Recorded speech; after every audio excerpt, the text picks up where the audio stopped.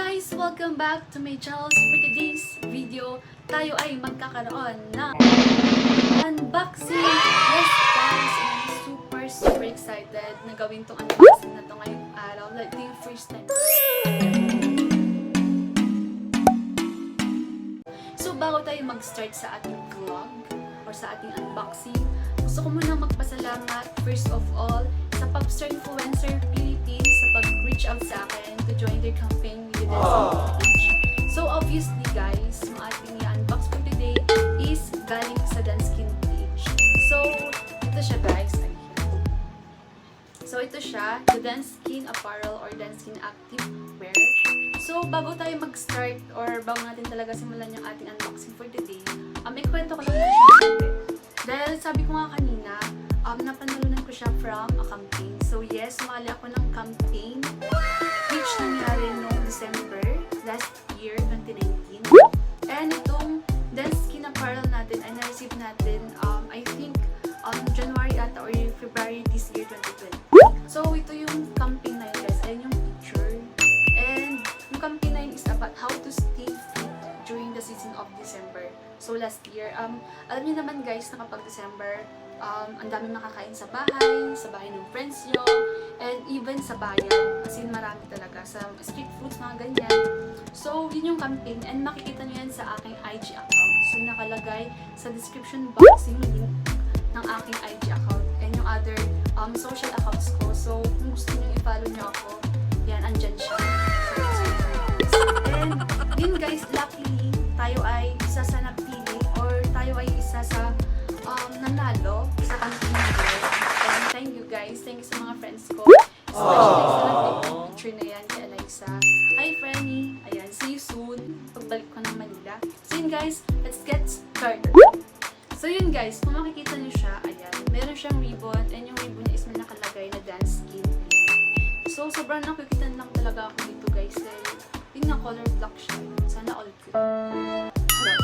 So yun guys, start na natin. So ito siya guys, ayan. So walasin natin yung ribbon. Ayan. So, ayan guys. Ayan yung laman niya. So, meron siyang card. Ayan guys. Ang sabi niya dito, mahaba yung sinabi niya. So, ang sabi niya is, hello Jules. Sana this time. So yun guys, mahaba yung sinabi niya. Basta yun, from Danskin. So, thank you Danskin PH. So, pagbubuksan natin siya. Woo! Ayan guys. So, ito yun guys. Yung ating Danskin activewear. So, ito yung bra. Yan. Bra siya guys. And ito yung, I think leggings ata to or shorts. Kasi mayroon akong guys, finill up ang form nung time na sinabi nila nanalo ako from their campaign. So, meron siyang size. Actually, magkaiba yung size guys kasi yun yung pinili yung size. And I think kakasya naman siya. So, set natin itong buksan yung bra. Woo! Oh! Ayan guys. Ayan siya. Ito yung brand ng Danskin. Ayan. So, meron pa din siyang tag from Danskin. So, ang cute na guys. Ayan oh. Medyo. Ayan guys. Ang cute. Super cute ng color. Maroon. Maroon siya guys. Ayan. So ang cute niya. Parang ang ganda niyang isuot. Sobrang comfy niya. Ayan o. Ang soft. Ayan guys. And check na natin siya. Oh my gosh guys. Actually meron pa siyang tab price. Ayan o. Ang mahal pala. Ayan. It's 999.75. So meron siya ng SM. So, obviously, mabibili mo siya sa SM din. So, siya, yun guys. Danskin activewear branded. Ayan guys. Susunod natin to guys, leggings. Akala ko guys talaga leggings. Dahil nung nag-fill up ako ng form, leggings na nakalagay doon. Pero parang, pag-initin ko para siyang short. Ayan. So, buksan natin siya para malaman. Oh my gosh! Guys. Short na siya. Mas gusto ko pag short guys, para mas nakaka-move ako pag workout tayo sa akin. Ayan guys, so ang cute ng color, maroon. So meron siyang tag price. So, iba din yung, feel ko iba din yung price niya. Oh my gosh, talagang mahal siya guys. Ayan. It's $799.75. Size and store din siya. Department store. Ayun guys, sobrang lambot niya. And parang ang comfy na talaga isuot. Parang excited na akong isuot. Parang gusto mo siyang isuot na yun. Ayun guys, so nakalagay dito yung size, which is the small. So I think tama lang na nilagay ko the small. And meron siya ditong nakalagay. Ito yung logo ng Danskin. Ayan guys. So actually yung Danskin guys is a clothing line. Hindi ako nagkakamali. And originally siya sa ibang bansa. Hindi ko alam kung saan. Pero masearch nyo yan sa Google. Search nyo na lang. And syempre meron din siya dito sa Philippines. And yun yung laman ng box natin. So activewear lang siya. The brand dashboard one. So yan guys. Yung laman niya.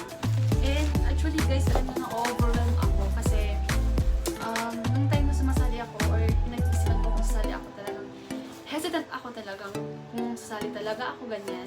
Pero alam mo, siguro naranasan mo na rin yung ganito, yung parang may bubulong sa'yo na sabihin sa'yo na sumali ka na, ito na yung opportunity mo, and try mo lang, wala namang mawawala sa'yo. Siguro yun talaga yung advice ko guys, and nakapag meron ka ng opportunity, grab mo na lang talaga siya. And yun nga, isipin mo na lang yung positive side na gagawin mo to kasi you want to boost your confidence. Kung medyo nahihiya ka, tulad ko. So actually ngayon guys, hindi lang siguro halata. So yun guys, sa ating unboxing, ayan, Danskin apparel or Danskin activewear na ating napanalunan from the campaign. So yun guys, for today's unboxing vlog ngayong araw. And bago tayo mag-end, gusto ko ulit magpasalamat sa Popstar Influencer Philippines. So thank you so much po. And syempre sa Danskin PH for this very beautiful, ayan, Danskin activewear na binigay nyo. So, super bait ng kanilang staff. Like na, i-receive ko na tong kanilang Danskin apparel. So, thank you so much, Danskin PH. So, yun guys, for today's video, please do hit like, share, and subscribe, and syempre, turn on the notification bell for more videos and updates. So yun guys, thank you for watching.